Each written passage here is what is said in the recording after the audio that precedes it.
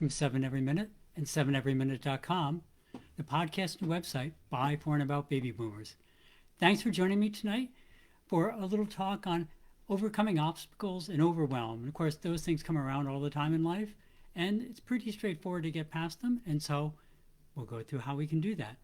So, and again, we're still on the Facebook app for broadcasting. I just noticed a big flicker, so I hope this started out well. And again, as always, Jim Cranston from 7 Every Minute.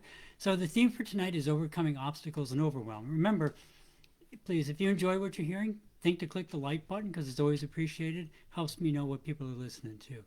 But, obviously, obstacles in your life and overcoming them and the overwhelm that comes from that is a pretty big topic. So we're just going to skim the surface of some things and go back to it in detail in subsequent lives and podcasts.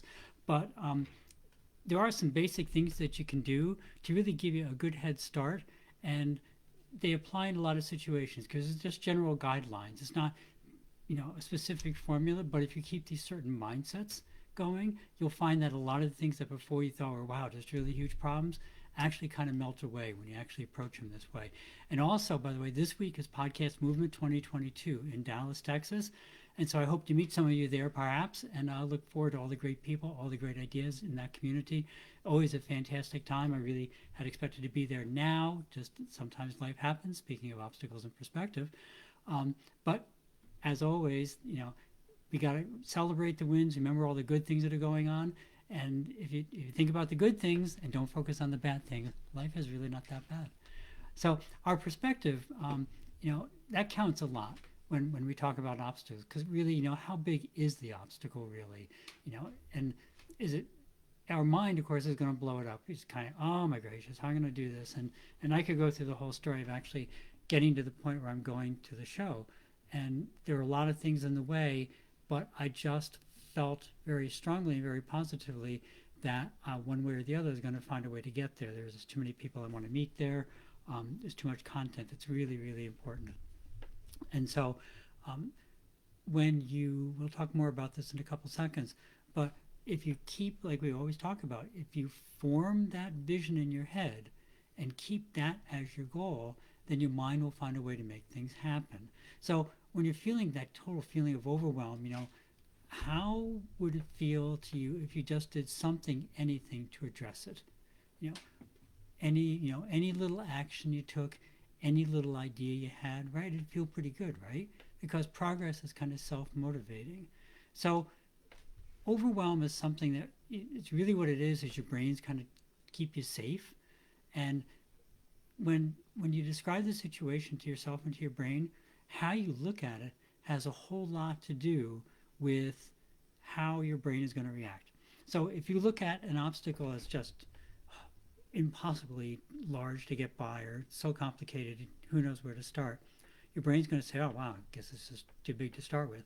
But if you say, even if you don't have a specific thing, if you start off by saying, this is a big problem, but clearly people have solved it before, I'm a clever enough person, I'm pretty sure I can solve it too.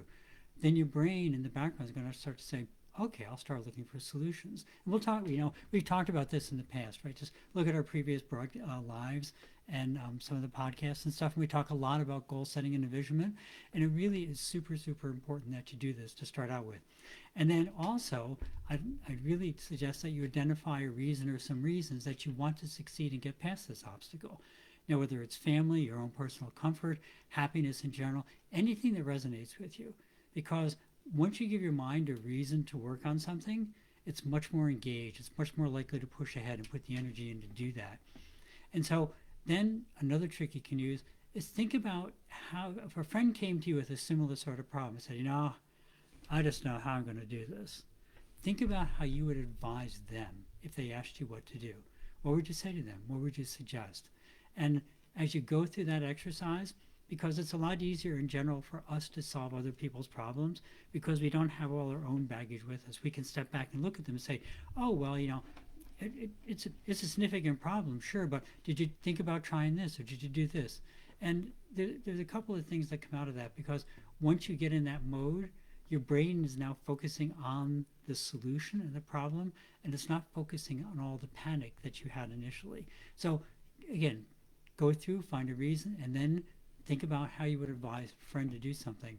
And then finally, and this is kind of important, you really want to imagine, just totally embrace the obstacles and the overwhelm that causes it. Just head on, look it straight in the eye and realize how much smaller it is than you first realized. It seemed so huge before, but now you're thinking it through and you're thinking, well, I still don't have the whole answer, but I can see some ways that could get me started, right?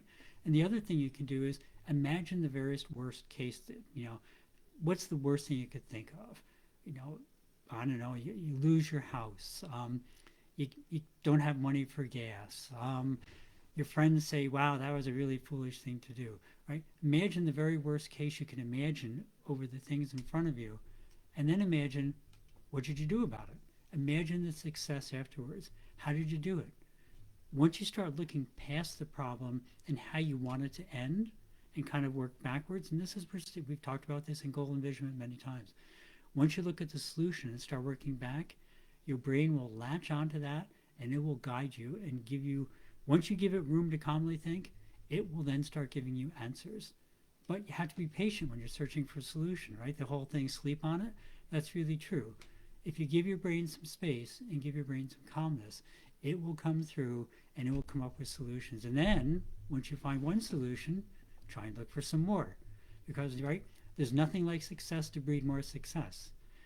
Once you start doing that, you'll help to see the overwhelm that you had before was just your brain trying to keep you safe from moving into an unknown situation. But once you start giving it some energy to work with, some room to work with, it will give you the confidence and start leading you towards solutions. And then have faith in the outcome. There are many solutions besides the ideal solution. And getting any solution will start to make you feel a lot better. And any progress you make will just motivate you that much further. So, you might say, well, afterwards, the natural tendency for a lot of us is you look back and say, well, that worked okay, but I could have done it better. Don't worry about it. You did something, you got a good outcome. Maybe it wasn't the very best outcome, but you got a good outcome. Feel good about it. Always celebrate the wins, right? So finally, when you're ready to try your solutions, the last thing is you have to embrace the uncertainty. Because at that point, it's all been kind of fun and games and kind of theoretical. But at that point, your brain's going to try and look for all the things that can go wrong. Because again, it wants to keep us safe. So it's up to us in our conscious mind to remember the brain that there are a lot of the good things that could just go right? You got to remember that side of it too. And work towards those positive goals and remind your brain about those positive goals instead of getting re-wrapped back up in all the fears of anything that might seem new or whatever. So embrace the freedom that comes with taking action. You're making progress, just a few minutes ago or a few days ago or a week ago, you were kind of stuck and had no real feeling of how you were going to move forward. And now you are moving forward. You're making progress. Celebrate that win. Always focus on the goals, not the problems. The problems will be solved, but the goal is what will give your brain the energy and creativity to keep you focused and motivated and moving forward. Always nourish the successes. It's how you build a new can-do attitude that brings you the confidence and happiness in your life.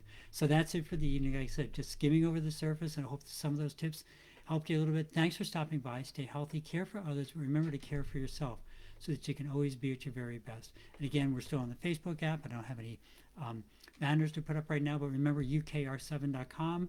That's our URL where we have all the links for donations for Ukraine. The war is still going on, still a train wreck, slowly unfolding.